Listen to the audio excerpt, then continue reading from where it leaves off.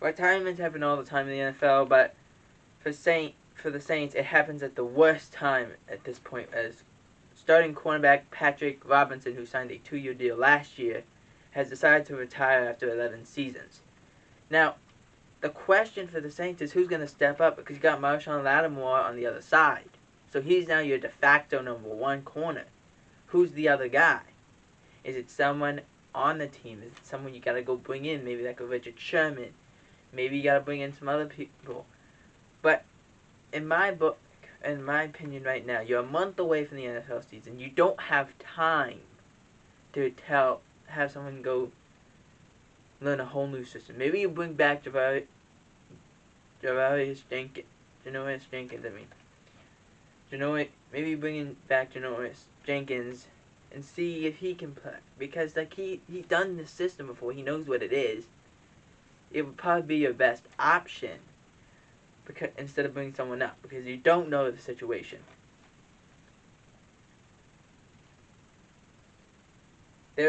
Moving on to the Washington football team, there is no timetable for Curtis Samuel coming back from his groin injury.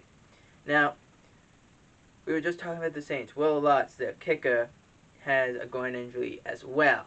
Now, as a kicker, you don't have to move, you don't have to run, but if you have a lower body injury as a kicker, or even a back issue, it's hard to kick. We saw that with Adam Vinatieri a few years ago. He got hurt, he had knee problems, and he couldn't really kick very well. He couldn't get all of his power into it. But it's different when you're a wide receiver, because as a wide receiver, you have to run on it.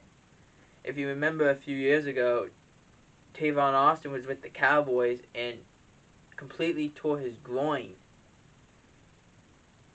against the Seattle Seahawks and was out for 10 to 12 weeks. So there is no timetable for when he comes back. The question is, do you have the receivers and do you have the people to be put into place so when Samuel comes back, he can just slide back in? Because if you don't, you're going to have a very difficult time in any play or circumstance. Tom Brady, as we all know, has played in the Bucs preseason opener. Now, on one hand, I'm like, wow, that shows he still really wants to play. And on the other hand, I'm like, but does he really need to start a preseason game at 44? He's won 7 Super Bowls. The same thing goes with Ryan Fitzpatrick, even though he didn't win the Super Bowls. He's 38. He doesn't need to start a preseason game, especially it's worse for the Washington football team. They don't really have an option behind him. He and Taylor Heinicke are the only two guys that have any NFL experience. Maybe Kyle Allen, but still, we don't know about Kyle Allen. He's hit or miss. We don't know. And he's coming off an ankle injury, so we don't know what's going to happen. Marcus Mariota wants to be the starting quarterback, but will keep eyes on the quarterback and his setups. The idea, and I want Marcus Mariota to be a starter. I think he has that kind of talent. I think his confidence just got ruined in Tennessee because of all the bad coaches he had. And he never really got the idea of what Mike Vrabel's offense really was, because when he left, they started to get the running game going. That was the problem. So if you're Mariota, I think you can be a starting quarterback, because we saw it on that Thursday night that he looked really good.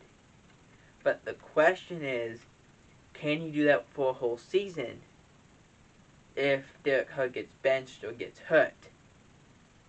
That's the questions have to be asked and hopefully have to be answered within as much time as you can say, because Mariota's contract is up this coming year.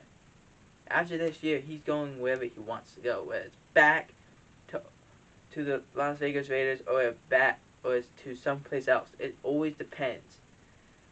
He's not going to go back to Tennessee. They signed Tannehill to a 5-year contract. So the question is Mariota become a starting quarterback again? Yes. If his confidence can stay up, yes, he will. Devontae Adams contract negotiations reopened and they're going to go through the 2021 season.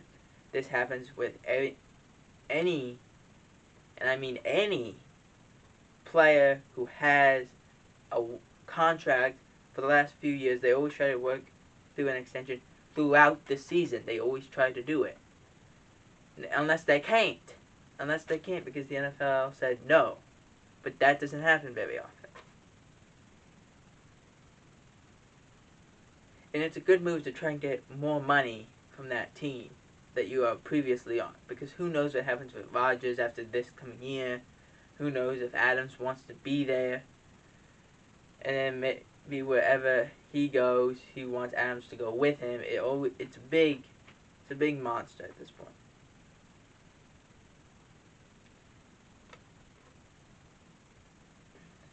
Talking to experts on the Deshaun Watson, they didn't, and according to the Texans, he was not expected to play in the preseason. I mean, he's got lawsuits on his head. I don't think he's going to play in the preseason anyway. But it's just questions upon questions. We haven't gotten a lot of answers from Deshaun Watson and his team in his little circle and the Houston Texans in general. We don't know what's going on.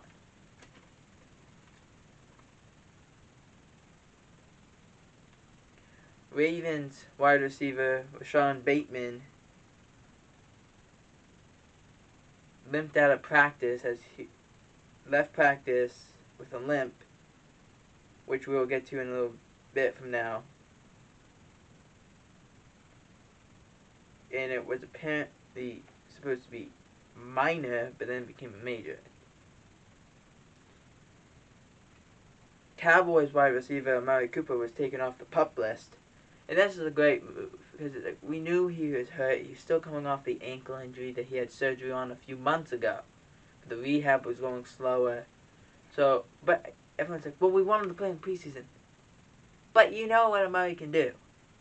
We saw it last year. 76 catches was the year before. He caught 92 balls last year.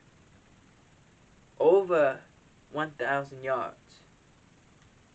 Yeah, I think he had 1,117 yards.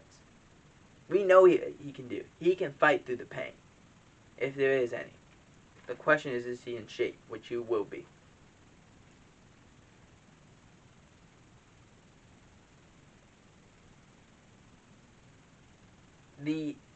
As we now know, the plans for Hurts was to only, they weren't going to give him the full status of what his position was. We've heard that Sirianni was pleased with Hurts. We just don't know how much. And the question is he the starter? Which I think he is. I don't think there's anyone behind him that I'm shocked that, oh yeah, he's going to get a shot. I mean, Joe Flacco, I mean, like, the guy is fine as a quarterback, but he limits you because he's not if there's pressure, he's pretty much toast. He can't move. So, that was the problem. Again, if you remember, that was the problem with Phillip Rivers and Tom Brady. If the pocket collapses, you are left with two choices. Either get hit or just fall to the ground. Because you're going to get hit anyway. You're going to take a sack anyway.